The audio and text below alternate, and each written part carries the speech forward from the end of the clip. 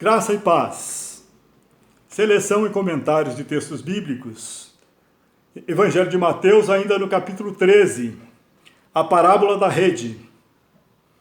O reino dos céus é ainda como uma rede que é lançada ao mar e apanha toda a sorte de peixes.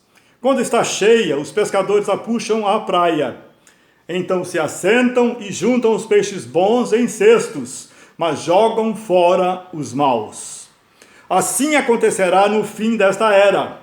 Os anjos virão, separarão os perversos dos justos e lançarão aqueles na fornalha ardente, onde haverá choro e ranger de dentes. Então perguntou Jesus: vocês entenderam todas estas coisas? Sim, responderam eles. Ele lhes disse: por isso, todo mestre da lei, instruído quanto ao reino dos céus, é como o dono de uma casa que tira do seu tesouro coisas novas e coisas velhas. Temamos a Deus e perseveremos obedecendo a Deus, andando em espírito, para que no final alcancemos o objetivo da nossa vida, a salvação. Ela nos é dada. E Jesus promete que vai completar a obra que ele começou em nós. Mas tudo depende de você e eu persistirmos em andar em espírito, para que no final sejamos aprovados. Um profeta sem honra. Quando acabou de contar essas parábolas, Jesus saiu dali. Chegando à sua cidade, começou a ensinar o povo na sinagoga. Todos ficaram admirados e perguntavam: de onde lhe vem essa sabedoria e estes poderes milagrosos? Não é este o filho do carpinteiro? O nome de sua mãe não é Maria? E não são seus irmãos, Tiago, José, Simão e Judas? Não estão conosco todas as suas irmãs? De onde, pois, ele obteve todas essas coisas? E ficaram escandalizados por causa dele. Mas Jesus lhes disse: só em sua própria terra, em sua própria casa, que um profeta não tem honra. E não realizou muitos milagres ali por causa da incredulidade deles. Sem fé é impossível agradar a Deus. A fé nos vem através de conhecer e amar a palavra de Deus. Espírito Santo de Deus, que o poder da tua palavra se manifeste em nós.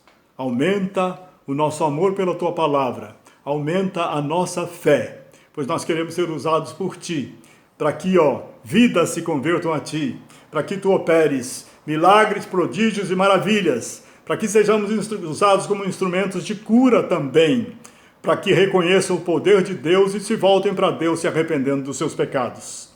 Capítulo 14. João Batista é decapitado. Herodes havia prendido e amarrado João, colocando-o na prisão por causa de Herodias, mulher de Filipe, seu irmão, porquanto João lhe dizia: não te é permitido viver com ela. Herodes queria matá-lo, mas tinha medo do povo, porque este o considerava profeta. No aniversário de Herodes, a filha de Herodias dançou diante de todos e agradou tanto a Herodes, que ele prometeu sob juramento dar-lhe o que ela pedisse. Influenciada por sua mãe, ela disse: dá-me aqui num prato a cabeça de João Batista. O rei ficou aflito, mas por causa do juramento e dos convidados, ordenou que lhes fosse dado o que ela pedia e mandou decapitar João na prisão. Sua cabeça foi levada num prato e entregue à jovem, que a levou à sua mãe. Os discípulos de João vieram, levaram seu corpo e o sepultaram. Depois foram contar isso a Jesus. A primeira é a multiplicação dos pães. Ouvindo o que havia ocorrido, Jesus retirou-se de barco em particular para um lugar deserto. As multidões, ao ouvirem falar disso, saíram das cidades e o seguiram a pé. Quando Jesus saiu do barco e viu tão grande multidão, teve compaixão deles e curou os seus doentes. Ao cair da tarde, os discípulos aproximaram-se dele e disseram: este é um lugar deserto e já está ficando tarde. Manda embora a multidão para que possam ir aos povoados e comprar comida. Respondeu Jesus: eles não precisam ir. Deem-lhes vocês algo para comer. Eles lhe disseram: tudo o que temos aqui são 5 pães e 2 peixes. Tragam-nos aqui para mim, disse Jesus, e ordenou que a multidão se assentasse na grama. Tomando os 5 pães e os 2 peixes, e olhando para o céu, deu graças e partiu os pães. Em seguida, deu-os aos discípulos, e estes à multidão. Todos comeram e ficaram satisfeitos. E os discípulos recolheram 12 cestos cheios de pedaços que sobraram. Os que comeram foram cerca de 5.000 homens, sem contar mulheres e crianças. Meu amado, minha amada, não esqueça de agradecer a Deus pela sua comida, pelo que você come. Não esqueça. E que possamos ser usados por Deus para realizar prodígios aqui na terra, para que se despertem e possam ser salvos, em nome de Jesus. Jesus anda sobre as águas. Logo em seguida, Jesus insistiu com os discípulos para que entrassem no barco e fossem adiante dele para o outro lado, enquanto ele despedia a multidão. Tendo despedido a multidão, subiu sozinho a um monte para orar. Ao anoitecer, ele estava ali sozinho, mas o barco já estava a considerável distância da terra, fustigado pelas ondas, porque o vento soprava contra ele.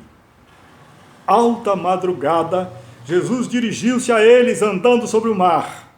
Quando o viram andando sobre o mar, ficaram aterrorizados e disseram: é um fantasma!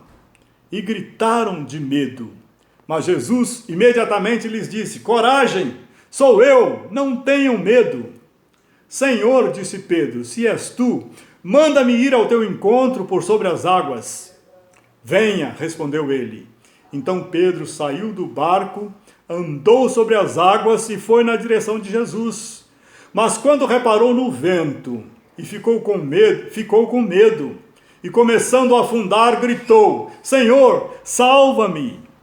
Imediatamente Jesus estendeu a mão e o segurou e lhe disse: homem de pequena fé, por que você duvidou? Quando entraram no barco, o vento cessou. Então os que estavam no barco adoraram, dizendo: verdadeiramente, tu és o Filho de Deus. Depois de atravessarem o mar, chegaram a Genezaré. Quando os homens daquele lugar reconheceram Jesus, espalharam a notícia em toda aquela região e lhe trouxeram os seus doentes. Suplicavam-lhe que apenas pudessem tocar na borda de seu manto. E todos os que nele tocaram foram curados. Glória a Deus. Pedro era um homem de pequena fé. E os outros discípulos? Ele foi o mais corajoso.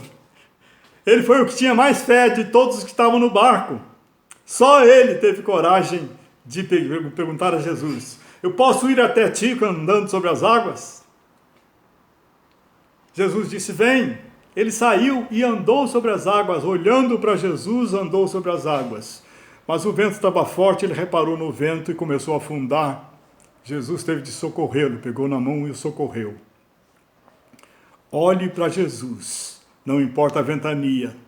Olhe para Jesus, não importa as circunstâncias. Olhe para Jesus, não importa os problemas. Olhe para Jesus, não importa as dificuldades, não importa as perseguições. Não importam nem as doenças. Não importa dificuldade alguma. Não tire os olhos de Jesus e louve-o, porque com ele você anda até sobre as águas. Que Deus te abençoe em seu caminhar, em nome de Jesus.